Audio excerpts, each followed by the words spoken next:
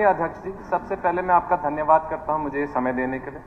मैं कांग्रेस पार्टी का भी धन्यवाद करता हूं कि उन्होंने मुझ में विश्वास किया, मुझे आज टिकट दी और आज मैं यहाँ विधायक बन के आप सबके बीच में बैठा हूँ। मैं अपने कैथल वासियों से, बड़े बुजुर्ग, नौजवान साथियों, मातृशक्ति के धन्यवाद करता हूँ।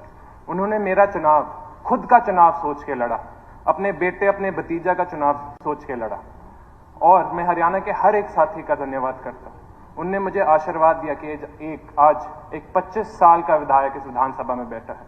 40 साल बाद हरियाणा के इतिहास में कितना युवा विधायक चुन के आया है, तो आप सबका धन्यवाद करता हूं। दूसरा, मैं जानता हूं कि पहली बार विधायक चुनना हो तो थोड़ा समय पहले 2 मिनट लेना चाहता हूं। जो मेरा हल्का है, जो मेरा जिला है, उसकी जो समस्या है, एक बार उसके बारे में बात करना चाहता हूं। क्योंकि मैं जानता हूं पिछले 5 साल से कैथल की आवाज किसी ने विधानसभा में नहीं उठाई। पिछले 10 साल से कैथल का विकास ठप पड़ा हुआ है, कोई विकास नहीं हो रहा। जो प्रोजेक्ट पेंडिंग थे 10 साल पहले, आज भी पेंडिंग पड़े हुए हैं। मैं कुछ उदाहरण बताता हूं आपको। 25 अक्टूबर 2015 को पूर्व मुख्यमंत्री ने महर्षि वाल्मीकि यूनिवर्सिटी अनाउंस की थी कैथल के लिए। ये आर्टिकल रहा। 9 साल हो गए उस यूनिवर्सिटी को, अब तक किसी को कैथल में नहीं पता वो यूनिवर्सिटी कहां होनी चाहिए। राज्यपाल जी के अभिशासन, राज्यपाल जी के स्टेटमेंट में उन्होंने ये तो ऑनलाइन यूनिवर्सिटी के बारे में तो कभी मेंशन किया नहीं, लेकिन मुझे तो लगता है जो महर्षि वाल्मीकि यूनिवर्सिटी बन रही है ये कहीं बादलों में, क्लाउड में ही बन रही है। क्योंकि अगर जमीन पे बननी होती तो 9 साल में हमारी यूनिवर्सिटी बन चुकी होती। 13 जुलाई 2020 में पूर्व मुख्यमंत्री जी ने मेडिकल कॉलेज भी सैंक्शन किया था कैथल में। 4.5 साल हो गए। आदित्य जी, पेपर्स डिस्प्ले होते, अपनी बात रखिए प्लीज। 4.5 साल में पहले फ्लोर के पिलर भी नहीं लगे हैं इस यूनिवर्सिटी के। 950 करोड़ की रिक्वायरमेंट है इस यूनिवर्सिटी की। आप अगर बजट खोलोगे, कोई पैसा इतना सैंक्शन हो ही नहीं रहा। ये मेडिकल कॉलेज बनेगा कैसे? मैं तो बोलता हूं, राज्यपाल जी के अभिभाषण में जो कहा था कि हम मेडिकल कॉलेजों में सीट बढ़ाएंगे, मुझे तो लगता है सीट नहीं बढ़ानी पड़ेगी, इस मेडिकल कॉलेज में हमें बेड बढ़ाने पड़ेंगे। क्योंकि जैसे ये स्पीड पे ये मेडिकल कॉलेज बन रहा है, जो विधायक, जो स्टूडेंट इस कॉलेज में पढ़ना चाहते थे, उनकी इतनी उम्र हो जाएगी, वो इतने बुजुर्ग हो जाएंगे, उनको यहां बेड चाहिए होगा, क्योंकि वहां ये पेशेंट की तरह एडमिट हो रहे होंगे। तीसरी चीज, अनेक छोटे बड़े प्रोजेक्ट है हमारे कैथल में।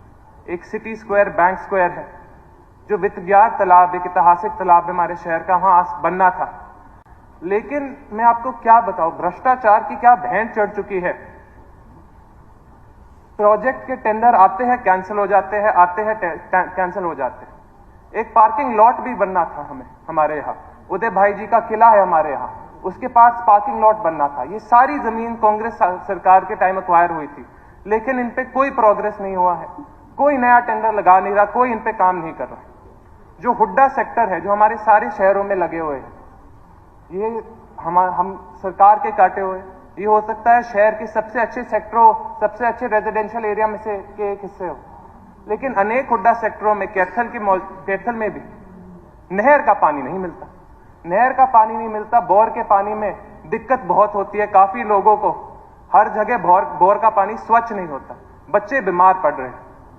तो मैं तो विनती करता हूं इस सरकार से कि जहां जहां बोर के पानी से शहरों में बच्चों को दिक्कत आ रही है, वहां नहर के पानी का प्रोजेक्ट भी लेकर आए। कैथल हमारे हरियाणा के सबसे फास्टेस्ट ग्रोइंग सिटीज में से एक था। आज के दिन पिछले 10 सालों में कोई ग्रांट का पैसा हमें ढंग से नहीं मिलता, कोई नए प्रोजेक्ट हमें ढंग से नहीं मिलते। अगर आते हैं तो आधे अधूरे से रह जाते हैं। ये एक और न्यूज आर्टिकल है, मैं दिखाता नहीं क्योंकि माननीय अध्यक्ष जी ने मना किया है, लेकिन 16 वार्डों में शहर में पिछले 1 साल में कोई विकास कार्य नहीं हुआ। क्यों? क्योंकि वो भाजपा पार्टी से नहीं है, वो म्युनिसिपल कॉर्पोरेटर्स। तो मैं विनती करता हूं इस भाजपा सरकार से, अगर हम काम कर रहे हैं, हमें हर 36 बिरादरी के लिए काम करने, हर व्यक्ति, हर बड़े बुजुर्ग, मातृशक्ति के लिए काम करने। हम सिर्फ अपने पार्टी वाले साथियों के लिए, अपने वोट बैंक के लिए काम नहीं कर सकते। और हमारे हरियाणा में भी 2 एक ऐसी समस्या है जिनके बारे में मुझे बात करनी है आपसे। सबसे पहला है युवा का पलायन। हमारे युवा साथी आज देश छोड़ के जा रहे हैं। अंबाला से करनाल ले लो, सिरसा से कुरुक्षेत्र ले लो, माननीय मुख्यमंत्री जी का जिला, सारे के सारे युवा सोचते हैं कि हम बाहर ही चले जाएंगे, हरियाणा में कुछ नहीं रहता। गवर्नर के एड्रेस में खुद इस गवर्नमेंट ने कहा कि हमारा कोर प्रिंसिपल हरियाणा एक, हरियाणवी एक है।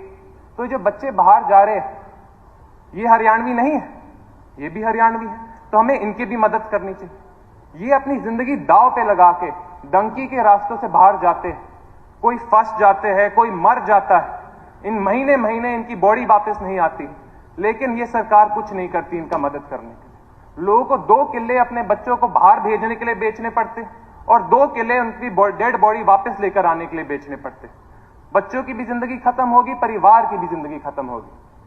मैं सरकार से विनती करता हूं, कुछ कीजिए। आपकी गवर्नर्स एड्रेस में लिखा था कि ये भाजपा सरकार सोचती है कि हमारे बच्चों के पास बड़े बड़े सपने, हमारे बच्चों के सपने सिर्फ देश छोड़कर जाने के हैं और कोई सपने बचे नहीं, और सारे के सारे सपने चूर चूर हो गए। मैं आपको एक चीज बताता हूं, 5 साल मैं भी बाहर रहा, मेरी पढ़ाई बाहर से। 2018 में जब मैं कनाडा गया था, मुश्किल से बच्चे हरियाणा से आते थे। 2023 में जब मैं वापस आ रहा था अपनी ग्रेजुएशन खत्म करने के बाद, 60 से 80% बच्चे मुझे हरियाणा के मिलते थे और वो मुझे बोलते थे कि खत्म हो गया हरियाणा में, हमारे पास कोई रोजगार नहीं बचा है, क्या करें हम मेरे भाई।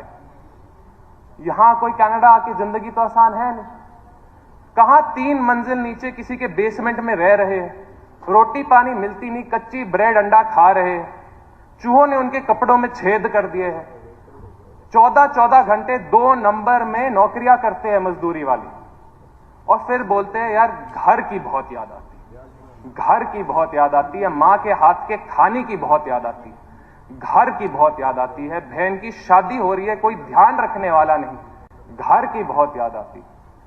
बाबूजी गुजर गए, दादाजी गुजर गए और मैं वापस नहीं आ पाया, घर की बहुत याद आती। ये मेरी भी कहानी। माननीय शमशेर सिंह सुरजेवाला जी, जो यहां विधायक और मंत्री रह चुके हैं, हो सकता है अनेक विधायकों के साथ उन्होंने काम किया है, उनके माता पिता ने शमशेर सिंह सुरजेवाला जी के साथ काम किया है।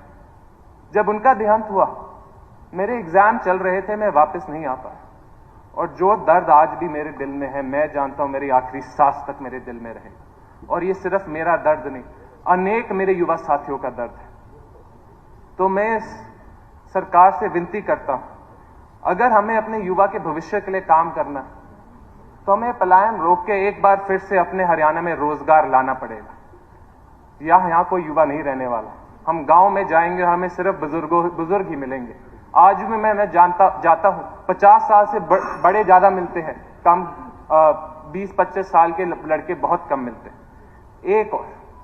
एक और बहुत बड़ा मुद्दा मैं 1 मिनट में जल्दी से बात करता हूं, वो किसानों का। आज किसान हरियाणा में मंडियों में सुबह 4 बजे खड़ा हो जाता है डीएपी खरीदने के लिए। 1900 रुपए में एक बोरी ब्लैक में खरीद रहा है वो।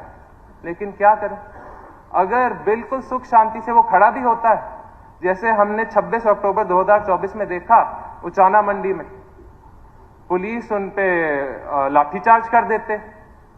ये गैर कानूनी बना दिया जो उनका हक होता था डीएपी खरीदने का इस भाजपा सरकार ने। गवर्नर एड्रेस में उन्होंने कहा कि ये सरकार किसान को आत्मनिर्भर बनाना चाहती। माननीय अध्यक्ष जी, आज के दिन किसान आत्मनिर्भर नहीं बन रहा, वो आत्महत्या की स्थिति पे आ गया है, आत्महत्या की स्थिति पे आ गया है। बीकेवाला नरवाना हल्के में एक गांव है, हमारा एक किसान साथी ने आत्महत्या कर ली। जब मैं उसके परिवार से मिलने गया, वो उसने मुझे बताया कि दिनों दिन ये साथी हम डीएपी ढूंढता रहा, इसे मिले नहीं। फिर उसने सोचा यार मैं 2 किले की खेती करता हूं, मैं अपना कैसा परिवार चलाऊंगा। उसने आत्महत्या कर दिया। मैं उसके बच्चे को कैसे समझाऊं, उसके 2 छोटे छोटे बच्चों को कैसे समझाऊं कि सरकार की कमी की वजह से आज इनके पिताजी नहीं रहे। कंक्लूड कीजिए। हाँ जी, तो मैं सरकार के आंकड़ों से ही कंक्लूड करता हूं। सरकार के आंकड़ों के हिसाब से, आदित्य जी लिख के दे दीजिए, आपका रिकॉर्ड में आ जाएगा, लिख के दे दीजिए। 2 लाइन है जी, 2 लाइन। सरकार के आंकड़ों के हिसाब से नवंबर 2024 में 4.35 लाख टन डीएपी की जरूरत है, लेकिन अक्टूबर 2024 की सप्लाई में सिर्फ 1.85 लाख टन डीएपी है। इसका मतलब 2.5 lakh ton, 2.5 lakh ton supply है ही नहीं। फिर हमारे माननीय मुख्यमंत्री जी और हमारे माननीय मंत्री कृषि मंत्री जी कहते हैं कि कोई डीएपी की कमी नहीं है, लेकिन हमें दिख रहा है कि कमी है। तो कौन झूठ बोल रहा है? आंकड़े झूठ बोल रहे हैं या माननीय मुख्यमंत्री जी झूठ बोल रहे हैं?